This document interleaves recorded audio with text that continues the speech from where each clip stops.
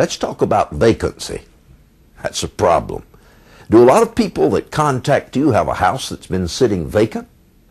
Yes, quite a few of them are sitting vacant, and a lot of the reasons they're sitting vacant is what we were just alluding to, that because this house is yours and because it is so much superior than everybody else, that I'm willing to let it sit vacant. I've had people say that I have 3 or 4 months scheduled in my books in order to leave this property vacant, and so there is no rush to find a tenant. And especially when the market fluctuates between good and bad, it's very difficult for me at times to make an owner understand in a slow market that I know you may be accustomed to getting $1,250 a month, but we don't have anybody looking for your house right now at $1,250 a month. We're getting phone calls, but nobody's coming back, and all the applications I've seen are substandard. That $1,150 today with a qualified tenant is the same as $1,250 next month, except I don't have anybody who wants your house for next month.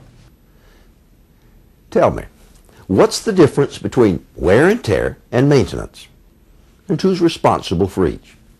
Okay. And that is debatable. And it usually has, the opinion is based on who has to pay. Okay? Owners think everything is maintenance, and tenants think everything is wear and tear. But we get into this debate on a regular basis. For instance, the typical leaky toilet. One of the calls we get on a regular basis that there's what you would call a ghost flush. And a ghost flush is your toilet just sits there like a regular situation, and in the middle of the night you hear it go on. You hear the whoosh and the filling of the toilet. Well, typically what that is a leaky flapper. The little flapper that holds the water in is accumulated some either slime or wear or cracking, and it is now leaking. So all tenants think that is wear and tear, but it is maintenance. It's simply flushing the toilet with the water off, pulling a small little $4 part off, going to a hardware store and showing it to the gentleman behind the counter, and replacing this little $2.98 piece. So as a general premise, maintenance is the tenant's responsibility, correct? Yes and no. Okay. In my office, maintenance is required of the tenant of things that you should be able to do yourself as a normal person, with basic tools, Gene, a screwdriver, a pair of pliers, a crescent wrench. So tighten up the towel bar is something your tenant should be able to do.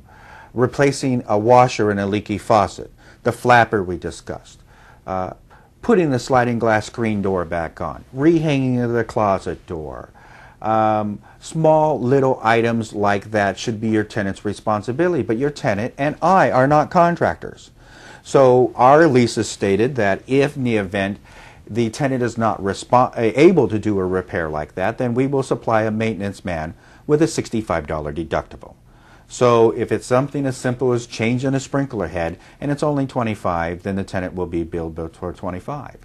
If it requires replacing the insides of the toilet we discussed, which is a fluid master, then the bill would be $85 and your tenant would be billed for $65 of that. Now, from time to time, that tenant is going to disagree, and he's going to think it's unreasonable. Okay, and but that is what the contract written. For the gray area, the tenant's responsibility would be the basic things like maintenance, correct? For those things that they should be able to do themselves. Now, the larger things in life, like air conditioning, heating systems, garbage disposals that wear out, mainline sewers that clog up because of roots or trees, the refrigerator, the range oven, the dishwasher, for instance, a washer and dryer in a townhouse, those are the owner's responsibilities. Now, part of my job in taking the phone call is to make sure that we are not paying for stupid things. And stupid would be lighting your pipe light or flipping a circuit breaker button on and off, pulling spoons and rags out of garbage disposals, and Ninja Turtles do not live in sewers. Those kind of things are part of my responsibility. But also to handle the tenant in the way where we discussed it first. If, Gene, you as the tenant feel that this repair of the toilet is unreasonable, I can fight with you and we'll lose the war. What my employees are not allowed to fight. They're responsible to let you know that I'm sorry, Gene, but this is what the contract reads, and when you called and repaired, my job is to make the repair and send you the bill. If you think this is unreasonable, please correspond with me. Write me a letter, tell me your point of view and why you think it's not your responsibility, and I will review it with the owner. And we will review it with you.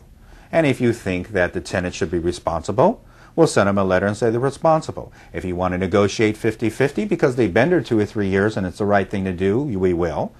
And if worse comes worse and the tenant still denies that he will pay it, then one thing I could do is just take it out of the security deposit at the end. Or there are other remedies. The remedies we have set up in our lease is that things like late fees, notice fees, attorney's fees, repair bills, utility bills, guarding bills, association fines, just about everything you can think of, is considered late rent after 30 days past due. It converts as rent. So I'm not trying to collect a repair, I'm trying to collect rent. Okay? So that will help a little bit by making it that way, but it's still not going to win your war. Okay? So sometimes you and I have to decide, is this the hill I want to die on today? Is it really worth it over $65? I've had owners who will say that the tenant owes me $45 in sewer and trash, and that if you can't collect this, then I want you to get rid of the tenant. And you and I know mathematically that's just crazy. And in most of the people in my business and property managers make the owner pay for sewer and trash because it's a bookkeeping nightmare. You get a bill every quarter. Now I have the tenants paying because I know it's basically $235 a year in hidden rent, and $235 a lot of money. Okay, so I have it buried in there and it's just hidden rent. But it is also gravy. And let's don't keep sight of what the main goal. The main goal is months and months of vacancy factors, thousands of dollars of damage, having to sit in rent in 8 weeks, and nobody will call me back. Okay?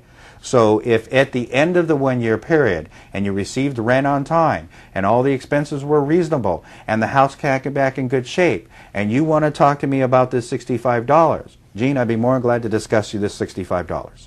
But you and I have to have a conversation whether or not you have what it takes to be a landlord. Now, if you tell me to charge the tenant, I will charge the tenant. It doesn't bother me at all because it is a fact. Okay? But you also have to look at the rule of thumb, and the rule of thumb is what goes around will come around.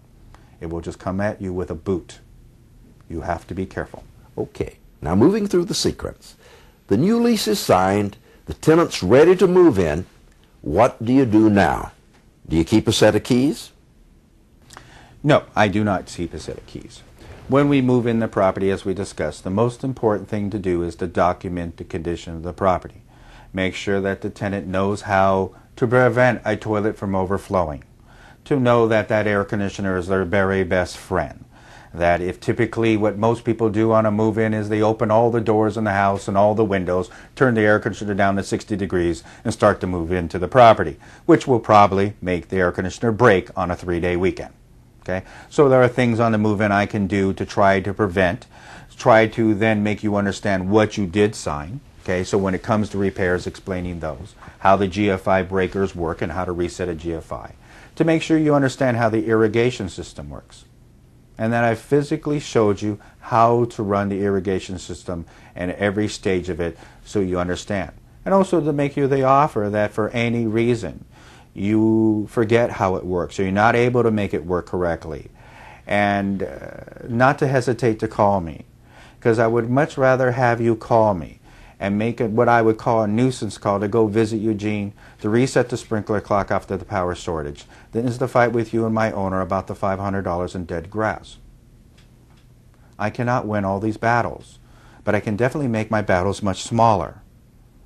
So of course it is not my job as your property manager to have to drive all the way out there to teach your tenants something I've already taught them.